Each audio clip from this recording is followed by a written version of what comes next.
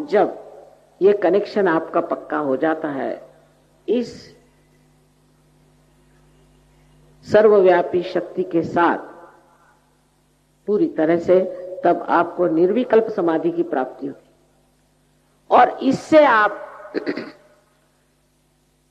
दुर्बल नहीं सबल हो जाते, क्योंकि आपकी शारीरिक जो कुछ भी व्यथाएं हैं वो ठीक हो जाती। यह बात बिल्कुल सही है कि जो लोग एक बार सहज में आए वो बीमारी से छुटकारा पा गए और बाद में बीमार नहीं हुए। ये बात बिल्कुल सही। और ऐसी ऐसी बीमारियां जिसका इलाज डॉक्टर लोग कर ही नहीं सकते। इसका मतलब नहीं है कि सब डॉक्टरों के पेट पर पैर आएगा, ये कभी नहीं, क्योंकि अधिकतर जो रईस लोग होते हैं बहुत ज्यादा, वो डॉक्टरों के ही पास जाएंगे ना। उनके पास पैसा होता है तो वो डॉक्टर खरीद सकते हैं, मुझे तो खरीद नहीं सकते। लेकिन कुछ रईस लोग भी आते हैं। मानसिक स्थिति बहुत लोगों को खराब है। आजकल एक बीमारी चली है स्ट्रेस, जो देखो उसे स्ट्रेस। स्ट्रेस क्यों होता है? क्योंकि आप जब कार्यान्वित होते हैं तो आपके अंदर अहम भाव बढ़ता है और वो सर पे छा जाता है एक शिरस्त्राण जैसी यहां पर।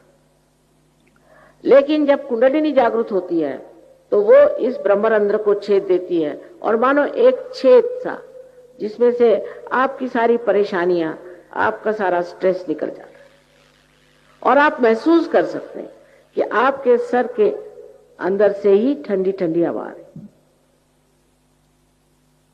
उसमें शंका करने की कोई बात नहीं, क्योंकि आप ये सब हैं, ये आप ही की शक्ति है, आप ही के अंदर से ही जागृत हुई और आप ही को इसने आशीर्वादित किया।